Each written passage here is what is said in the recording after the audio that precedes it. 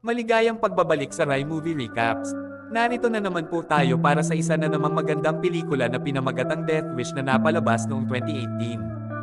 Ito ay patungkol sa isang napakahusay na surgeon na imbis na magligtas ng buhay ay naging mamamatay tao matapos na mamatay ang kanyang asawa.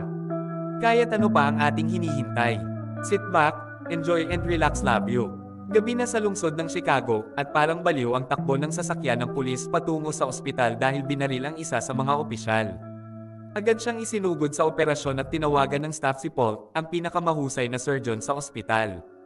Hiniling niya sa isa pang doktor na tapusin at nagmamadaling makita ang pulis, ngunit sa kasamaang palad ay huli na, ang opisyal ay namatay na. Kinaumagahan, nag-aalmusal si Paul kasama ang kanyang asawang si Lucy at ang kanilang anak na si Jordan, na tinanggap sa kolehiyo sa New York. Pagkatapos, umalis sila para sa soccer match ni Jordan, kung saan suportado ni Paul at Lucy ang mga babae. Gayunpaman, mayroong isang ama na patuloy na nagagalit sa bawat detalye at sumisigaw ng nakakahiya. Magalang na hiniling sa kanya ni Paul na tumahimik, at ang lalaki ay nagalit, nagsimula ng isang pagtatalo na sa lalong madaling panahon ay umabot sa lalaking sinusubukang maging marahas. Pinutol ni Lucy at inalis si Paul, dahilan para tawagin siyang manok ng lalaki. Pagkatapos ng laro, pumunta ang pamilya sa isang pizza place kasama ang kapatid ni Paul na si Frank. Pumayag si Paul na pautangin si Frank ng $2,000 at tinukso siya ni Frank para sa kanyang sweldo, na narinig ng valet na si Miguel. Nabalitaan din niyang aalis ang pamilya ngayong gabi, kaya kapag pupunta siya para kunin ang sasakyan, kinunan niya ng litrato ang address sa Saturday nav ng sasakyan. Sa gabi, naghahanda ang pamilya na lumabas para ipagdiwang ang kaarawan ni Paul, at niregalo nila sa kanya ang isang magarbong bagong relo. Gayunpaman sa sandaling iyon ay nakatanggap si Paul ng tawag mula sa ospital at wala siyang pagpipilian kundi ang pumasok sa trabaho at ipagpaliban ang pagdiriwang. Si Lucy at Jordan ay namimili ng mga grocery sa halip, at pag-uwi nila, may isang kaina hinalang van na nakaparada sa isang sulok. Umakyat si Jordan upang tawagan ang kanyang kasintahan, at si Lucy ay nasa kusina na nagluluto ng cake para kay Paul, hindi napansin ang isang nagbabantang figure sa likod ng isang pinto. Biglang napansin ni Lucy ang kanyang cookbook na nagbago ng mga pahina dahil sa simoy ng hangin na nagmumula sa bintana, na dapat ay isasara. Nang kumilos siya upang isara ito, natuklasan niya ang maputik na bakas ng paa sa sahig. Napagtanto na may pumasok, sinigawan ni Lucy si Jordan na bumaba, ngunit isang magnanakaw ang nakatago na sa kanyang banyo at nakuha si Jordan nang sinubukan niyang umalis sa silid. Pagkatapos ay ibinaba si Jordan at napag-alaman na mayroong 3 kriminal na nagbabanta na papatayin si Jordan kung hindi makikipagtulungan si Lucy. Pagkatapos ay dinala ng leader si Lucy sa safe para buksan ito at ilagay ang lahat ng mahahalagang gamit ng pamilya sa isang bag. Sa kusina, sinabihan ng isa sa mga magnanakaw ang kanyang kapareha na huwag lokohin ang kutsilyo, kaya ibinaba niya ito bago lumabas upang maghanap ng lubad. Ngayong nag-iisa na lang sila, ginagamit ng kutsilyong lalaki ang pagkakataong guluhin si Jordan para lang magambala nang bumalik ang kaibigan niya dala ang lubad. Hiniling niya sa ibang magnanakaw na huminto dahil hindi sila lumalampas sa linyang iyon at naganap ang pagtatalo. Dahil naabala sila, sinamantala ni Jordan ang pagkakataong kunin ang kutsilyo ng magnanakaw at putulin ang mukha nito, na nagresulta sa pagtama sa kanya ng isa pang lalaki at itinapon siya sa lupa. Bumalik si Lucy kasama ang ikatlong magnanakaw at nang makita ang kaguluhan, kumuha siya ng isang palayok ng kumukulong tubig at itinapon ito sa mukha ng isang magnanakaw bago sinabihan ang kanyang anak na tumakbo. Gayunpaman ang mga kriminal ay nagkaroon ng sapat at nagsimulang bumaril. Sa ospital, nasa kalagitnaan ng operasyon si Paul nang marinig niya ang tungkol sa 2 papasok na babaeng pasyente sa intercom. Hinahayaan niya ang kanyang katrabaho na tapusin ang isang ito at nagmamadaling tumulong, ngunit hindi siya pinapayagan ng ibang mga doktor na magtrabaho sa kasong ito. Sa oras na sa wakas ay ipaliwanag nila kung ano ang nangyayari, si Lucy ay patay na, at si Jordan ay nasa operasyon. Hindi pa rin naniniwala, si Paul ay nagpunta pa rin upang suriin ang katawan, na labis na nabalisa sa nakita. Pagkatapos, tinanong nina Detectives Rains at Jackson si Paul ng ilang mga katanungan at gumawa ng isang listahan ng lahat ng mga bagay na ninakaw mula sa safe. Dumating din si Frank at sinisigawan ng mga opisyal ng pulisya para sa hindi pagseryoso sa mga kamakailang krimen sa lugar, ngunit sinabihan siya ni Paul na huminahon. Sinisikap ng mga tiktik na tiyakin kay Paul na mahuhuli nila ang mga salarin. Sa sandaling iyon, inanunsyo ng isang nurse na si Jordan ay nakalabas mula sa operasyon ng buhay ngunit na koma, at si Paul ay dumaitit sa kanyang tagiliran. Maya-maya, ang ama ni Lucy na si Ben ang magsasalita sa kanyang libing. Sa kanilang pagbabalik, inihinto ni Ben ang sasakyan sa gitna ng kalsada at tumingin sa isang bagay sa lupa. Galit na galit sa ilang kadahilanan, bumalik si Ben sa kotse at nagmamadaling pumunta sa kanyang ari-arian, kung saan may dalawang poachers na agad na nagsimulang tumakas. Lumabas si Ben at nagsimulang barilin sila, ngunit nakatakas sila. Nagulat si Paul, ngunit sinabi ni Ben na hindi sila maaaring umasa sa pulisya dahil dumating lamang sila pagkatapos maganap ang isang krimen.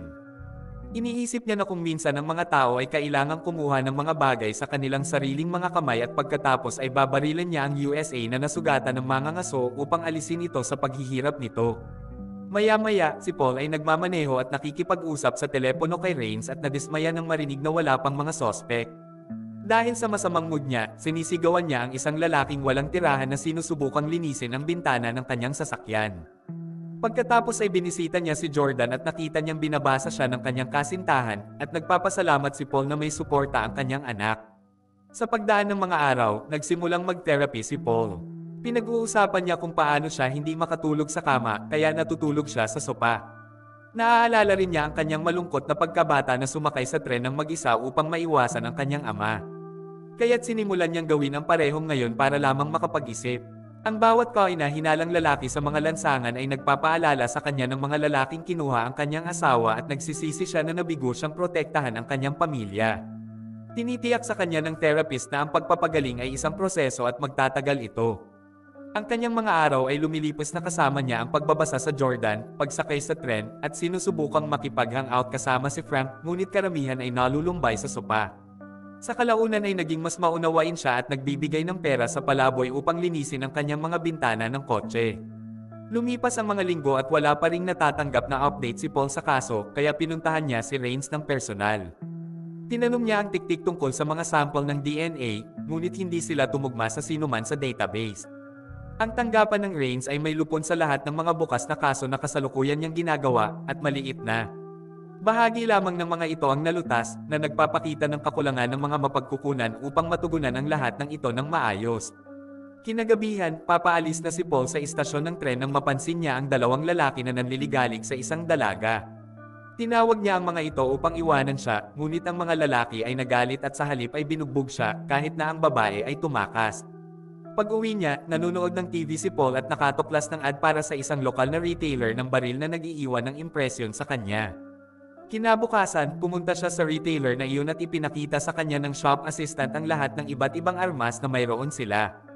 Gayunpaman, dapat niyang punan ng isang bungkos ng mga papeles at kumuha ng klase sa kaligtasan ng baril, hindi banggitin ang mga security camera sa lahat ng dako, kaya sinabi niyang pag-iisipan niya ito. Makalipas ang ilang sandali, nasa ospital si Paul at inaalagaan ang isa pang biktima ng baril. Nang ilipat nila ang katawan para sa operasyon, may nalaglag na baril mula sa bulsa ng pasyente, kaya sinipa ito ni Paul sa operating table upang kunin ito mamaya, itinago ito sa kanyang damit. Nang makauwi si Paul, sinubukan niyang pumutok ng baril sa unang pagkakataon, ngunit tumalbog ang bala at napagtanto niyang kailangan niyang matuto pa. Sa susunod na ilang araw, ginugugol ni Paul ang lahat ng kanyang libreng oras sa panunood ng mga tutorial ng baril at pag-aaral kung paano humawak ng baril. Pagkatapos ng maraming pagsasanay, ang kanyang layunin ay nagiging sapat na disente. Isang araw, ipinatawag si Paul sa ICU at nalaman niyang nagkaroon ng seizure si Jordan. Lumalala ang kanyang kalagayan at malabong mabuhay pa siya. Nang mapansin kung paanong nakatali ang katawan nito sa kama para sa kaligtasan, nagalit si Paul dahil nakaposas ang kanyang anak ngunit hindi ang mga kriminal na gumawa nito. Sa wakas ay huminto ang kanyang katinoan, hinintay ni Paul ang oras ng gabi upang kunin ang baril at nagsimulang maglakad sa isang magaspang na lugar ng Chicago habang tinatago ang kanyang mukha gamit ang isang hoodie. Nang makita niya ang dalawang lalaki na nagtatangkang magnakaw ng kotse ng isang babae ay tinawag niya sila, ngunit tumalon sila sa kotse at binaril siya. Habang si Paul ay gumulong upang umiwas sa mga bala, nagmaneho ang mga kriminal, ngunit mabilis na nakabawi si Paul at binaril ang driver, na naging dahilan upang sila ay bumangga. Nalaglag ang isang piraso ng salamin at sumakit ang kamay ni Paul sa proseso. Ang isa pang lalaki ay bumaba sa kotse at nagsimulang bumaril din, kaya si Paul ay nagtago sa likod ng isang kotse at naghihintay ng tamang sandali upang barilin siya sa ulo, nang hindi alam na ang isang babae sa isang bintana ay nakunan ang buong bagay. Pagkatapos magdagdag ng pangalawang shot kung sakali at sabihin sa biktima na tumakas, hinangaan ni Paul ang huling hininga ng driver at umalis sa eksena, itinapon ang kanyang hoodie sa basurahan bago sumakay sa tren. Pag-uwi niya, ginagamit niya ang kanyang kaalaman sa medisina para pangalagaan ang sarili niyang sugat at matutulog. Patuloy siyang nananaginip tungkol sa kanyang ginawa, ngunit ang gamot na ibinigay sa kanya ng therapist ay tumutulong sa kanya na makatulog. Ilang sandali pa, dumating sina Rains at Jackson para kumuha ng mga pahayag. Ang babaeng muntik ng manakawin ay lubos na nagpapasalamat, ngunit ang nagtala ng lahat ay iniisip na siya ay malamig at brutal. Sa kasamaang palad ay hindi nakikita ang mukha ni Paul sa video, ngunit ang babae ay naipost na ito sa internet pa rin. Pinanood din ito ng mga tiktik at napansing na sugatan ng bumaril ang kanyang kamay. Kinaumagahan, nakita ni Paul ang video ng kanyang sarili at humanga siya sa kanyang sariling mga aksyon, kaya nawala ang pagkakasala na. Nagdulot ng mga bangungot, hindi nagtagal ay naging viral ang video at nagsimulang talakayin ng media kung mali ang kanyang ginawa o hindi, dahil nailigtas niya ang isang tao ngunit naglalaro din siya ng vigilante. Ang katanyagan na ito ay nakakuha sa kanya ng palayaw na The Grim Reaper. Sa ospital, si Paul ay nagsusuot ng mga band-aid sa kanyang kamay upang gawin itong mas maliit, at sa tuwing may mga pulis na dumaraan, itinatago niya ang kanyang kamay sa kanyang bulsa. Sa hapon, tinulungan niya ang isang batang lalaki na biktima ng pamamaril ng isang lokal na kriminal. Sa pagiging banayad at maunawain, inamin niya ang bata na binaril siya ng isang dealer na kilala bilang ice cream man. Nakukuha din niya ang kanyang address mula sa kanyang chart. Pagkatapos ng trabaho, nagnakaw si Paul ng hoodie mula sa labahan ng ospital at pumunta sa makulimlim na lugar ng bata, kung saan nakita niya ang ice cream man na nanlalamig sa kalye. Hindi nagaksaya ng oras si Paul at binaril ang lalaki bago tumakbo palayo, at sinamantala ng mga lokal na nakawin ang lahat mula sa kanyang maliit na car. Ilang sandali pa ay dumating na ang mga detective sa pinangyarihan at muli silang nakarinig ng mga kwento tungkol sa isang lalaking naka-hoodie. Napansin ni Rains ang ilang mga bata na muling nagsasadula ng pagbaril at napansin na ginagamit ng bata ang kanyang kaliwang kamay. Sa pamamagitan ng paghahambing nito sa viral na video, napagtanto niya na ito ay marahil ang Grim Reaper noong nakaraang panahon. Ang susunod na ang media ay nababaliw sa pag-atake muli ng Grim Reaper, at pinapanood ni Paul ang balita ng may pagmamalaki. Sa istasyon ng pulisya, sinisigawan ng superior ang mga tiktik dahil pinahintulutan niya ang ilang vigilante na maglibot sa pagbaril sa mga kriminal na nag-aalala na baka simulang kopyahin siya ng iba. Gayunpaman ang kanilang tanging mga pahiwatig ay na ang taga-baril ay kaliwa kamay at hindi siya humahawak ng mga armas ng maayos. Samantala, pumunta si Paul para sa isa pang sesyon ng therapy, at sinabi sa kanya ng therapist na mas maganda siya kaya dapat niyang ipagpatuloy ang anumang ginagawa niya. Makalipas ang ilang araw, nag-oopere si Paul ng panibagong putok ng baril at laking gulat niya nang matuklasan niyang si Miguel iyon, napansin din niya ang kanyang relo sa kanyang pulso. Ang mga pagtatangka ni Paul na iligtas siya ay hindi masyadong masigasig, at si Miguel ay namamatay sa operating table. Pagkatapos ay ginamit ni Paul ang pagkakataong pumunta sa ambulansya at nakawin ang telepono ni Miguel, pagkatapos ay i-unlock niya ito gamit ang malamig na daliri ni Miguel. Pagkatapos ding kunin ang kanyang relo, nagtago si Paul sa kanyang opisina at sinimulang tingnan ang mga larawan ni Miguel, nakaramdam ng disgusto nang makita niya ang larawan ng loob ng kanyang sasakyan. Nagbukay pa siya ng kaunti at nakakita ng larawan ng isang tindahan ng alak na talagang harapan ng pagbebenta ng mga nakaw na gamit. Isinasaalang-alang ni Paul na tawagan ang mga tiktik, ngunit sa huli ay nagpasya siyang gawin ang pagsisiyasat sa kanyang sarili. Nang dumating si Frank upang makita siya, kinansela ni Paul ang kanyang mga plano at sinubukang ilayo ang atensyon ng kanyang kapatid mula sa sugat sa kanyang kamay. Sa gabi, kumuha si Paul ng isa pang hoodie mula sa labahan ng ospital at pumunta sa tindahan ng alak kung saan gumawa siya ng kwento tungkol sa pagiging kaibigan ni Miguel. Gayunpaman, napansin ng may-ari ang label ng ospital sa hoodie at palihim na nagpadala ng text sa isa pang kriminal na tinatawag na Fish, na nagsasabi sa kanya na lumapit. Pagkatapos ay inabot ng lalaki ang isang revolver, ngunit nakita ito ni Paul sa salamin at agad na ipinako ang kanyang kamay gamit ang isang bar dart bago hiniling na makita ang lahat ng mga ninakaw na bagay na kanyang muling ibinebenta. Habang nakatutok ang baril, dinala siya ng may-ari sa isang safe sa likod, kung saan nakita ni Paul ang lahat ng mahahalagang bagay na ninakaw mula sa kanyang bahay. Sa sandaling iyon ay dumating si Fish at sinubukang barilin si Paul, ngunit nakita niya siya sa mga security camera at umiwas, kaya napatay ng bala ang may-ari. Ang isda ay nagpaputok na parang baliw, at si Paul ay kailangang magtago upang i-reload ang kanyang baril. Nang hindi sinasadyang madulas si Fish sa dugo, sinamantala ni Paul ang pagkakataong kumuha ng gitara at pindutin ang Fish gamit ito bago itulak ang ilang kasangkapan sa sahig. Sakto namang umiwas si Fish at tumakbo pabalik sa bar, ngunit ginamit ni Paul ang mga kamera para kunan ng baril ang binti ni Fish para mahulog siya. Pagkatapos ay tinapakan niya ang binti ni Fish upang tanungin siya kung sino ang pumatay kay Lucy, at ipinahayag ni Fish na ito ay isang mekaniko na nagngangalang Joe na nagsasabi na ang kanyang address ay nasa kanyang telepono. Habang kinukuha ni Paul ang telepono, sinipa siya ni Fish sa lupa na tama ng isang istant sa proseso. Pagkatapos ay tumayo si Fish at itinutok ang kanyang baril, ngunit may nahulog na bowling ball mula sa stand sa kanyang ulo at siya ay natamba, na nagbibigay kay Paul ng pagkakataong barilin siya gamit ang kanyang sariling baril. Pagkatapos ay mabilis na kinuha ni Paul ang security hard drive at umalis, ngunit nahulog ang singsing niya sa lupa sa kanyang paglabas. Pag-uwi niya, nanonood siya ng video para matutunan kung paano sirain ang mga drive gamit ang drill. Kinabukasan, mas nabaliw ang media sa Grim Reaper at naging viral ang sinumang nakakita sa kanya. Sa ospital, nagnakaw si Paul ng ilang mga syringe at gamot at bigla siyang binisita ni Rains at Jackson. Ipinakita nila sa kanya ang isang larawan ng isda at gayon din ang singsing na kinukumpirma ni Paul na kanya. Sa palagay ng mga tiktik ay ninakaw din ang singsing kaya't pumunta lamang sila upang ibigay kay Paul ang balita dahil ito ay nangangahulugan na maaari na nilang isulong ang kaso. Pagkaalis nila, sinira ni Paul ang telepono ni Fish. Nang maglaon, binisita ni Paul si Joe. Palihim siyang pumasok sa shop habang si Joe ay nasa ilalim ng kotse at bigla siyang dinala, pinatumba siya gamit ang isang wrench.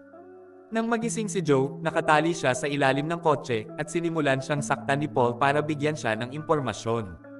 Pagkatapos siyang bigyan ng iniksyon, gumawa siya ng malalim na hiwa, pagkatapos ay binuhusan niya ng brake fluid ang sugat upang magdulot ng hindi matiis na sakit.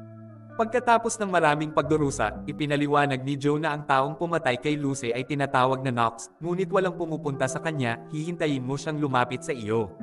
Nagpasalamat si Paul kay Joe para sa intel at pinakawalan siya, ngunit sa kanyang paglabas, hinailan niya ang isang kadena upang mahulog ang kotse sa ibabaw ni Joe upang patayin siya. Kinabukasan, pinuntahan ng mga detective si Frank. Napagtanto nilang lahat ng mga lalaking pinapatay ng Grim Reaper ay ang pumatay kay Lucy, kaya gusto nilang makita ang kamay nito. Samantala si Paul ay nasa ospital na bumibisita sa Jordan at nakikita sa balita na ang mga copycat ay pumapatay na ng mga tao gamit ang Grim Reaper story. Sa sandaling iyon, nakatanggap si Paul ng tawag mula kay Knox, na humiling sa kanya na magkita sa isang club sa loob ng 30 minuto. Habang umalis si Paul papuntang club, pumunta si Frank sa bahay ni Paul at pinapasok ang sarili pagkatapos walang sumagot sa bell.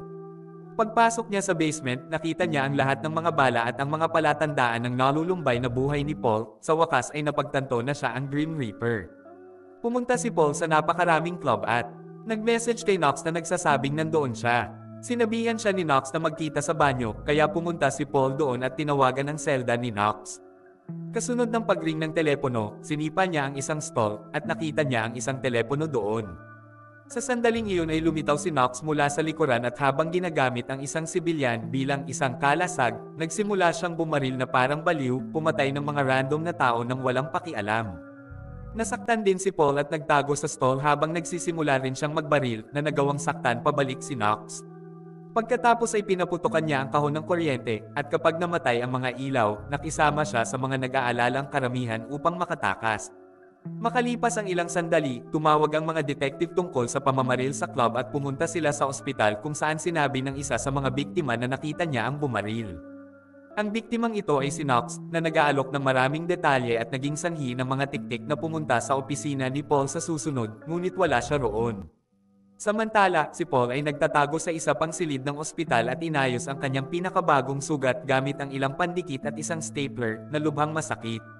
Pagkatapos ay umuwi siya at nakita si Frank doon na humarap sa kanya tungkol sa kung gaano siya naging baliw. Pinapangatwiranan ni Paul ang kanyang sarili sa pagsasabing kailangan niyang gawin ito dahil walang ibang gagawin. Ang kanilang pag-uusap ay biglang naputol dahil sa pagtunog ng kampana ng mga tiktik, kaya kinuha ni Frank ang pinto at sinabi sa kanila na wala si Paul. Ang mga detective ay hindi naniniwala sa kanya, ngunit hindi nila magagawa ang higit pa ng walang warrant at umalis. Sa sandaling iyon, nakatanggap si Paul ng tawag mula sa ospital na nagpapalam sa kanya na gising si Jordan. Nagmamadali siya roon at pagkatapos magkaroon ng mainit na muling pagsasama-sama ng kanyang anak na babae, kailangan niyang sabihin sa kanya na patay na ang kanyang ina na naging sanhi ng pagkasira ni Jordan. Ngayong mas magaling na si Jordan, ipinangako ni Paul kay Frank na hindi na siya magiging vigilante. Lumipas ang isang linggo at sa wakas ay pinahintulutan na si Jordan na umuwi at dumating ang mga tiktik upang magtanong sa kanya, ngunit walang maalala si Jordan mula sa gabi ng pag-atake. Nang pumasok sila ni Paul sa elevator, sumama sa kanila si Knox at hindi siya pinansin ni Paul para sa kaligtasan. Nakipag-usap si Knox kay Jordan at kapag umalis sila sinabi ni Knox na makikita niya sila. Nakikitang banta ito, bumalik si Paul sa tindahan ng baril at legal na bumili ng ilang armas. Kinagabihan, naghahanda si Jordan para matulog pagkatapos ng hapunan, ngunit biglang may nakita si Paul sa labas at sinabihan siyang bumaba ng hagdan at tumawag sa 911. Sa sandaling iyon ay pumasok ang isang lalaki sa likod ng pinto at pumunta sa silid ni Paul upang barilin ang figure sa kama, ngunit ang mga ito ay mga unan lamang. Sinundan ng isa pang alipors ang ingay ng tumatakbong shower ngunit isa rin itong bitag at binaril siya ni Paul sa ulo. Nang dumating ang unang lalaki upang suriin siya, si Paul ay nakatago sa tabi ng katawan at mabilis na bumaril muli na naging dahilan upang mahulog ang lalaki sa unang palapag. Pagkatapos ay nakarinig si Paul ng ingay sa basement at bumaba, ngunit nagulat siya ni Knox at binaril siya sa balikat dahilan para mahulog siya sa sopa. Sa sandaling iyon, lumabas si Jordan sa hagdan at sumisigaw na nakakagambala kay Knox. Ginagamit ni Paul ang pagkakataong ito para pindutin ang isang buton sa kanyang mesa para ipakita ang isang nakatagong sandata at ginamit ito para tuluyang patayin si Knox. Nang sa wakas ay dumating ang pulis, sinabi ni Paul sa mga tiktik na nakuha niya ang lahat ng kanyang mga pinsala ngayong gabi at nakuha niya ang lahat ng kanyang mga armas ng legal pagkatapos magising si Jordan upang protektahan siya mula sa muling pananakit. Sinabi rin niya na ibibigay niya ang kanyang mga armas na nagpapahiwatig na tapos na siya sa pagiging isang vigilante. Ang mga detective ay hindi naniniwala sa kanya, ngunit sila ay nasiyahan sa mga resulta at nagpa siya na pabayaan ang bagay na ito. Makalipas ang ilang sandali, ibinaba ni Paul si Jordan sa kolehiyo sa New York City kung saan naghihintay na ang kanyang kasintahan. Habang pabalik siya sa kanyang sasakyan, nakita ni Paul ang isang lalaki na nagnakaw ng isang bag mula sa cart ng isang bellhop, at hindi niya mapigil ang tawagin ito habang tinutukan siya ng isang daliri ng baril. At dito na nga nagtatapos ang pelikula natin para sa araw na ito. Maraming salamat sa panunood.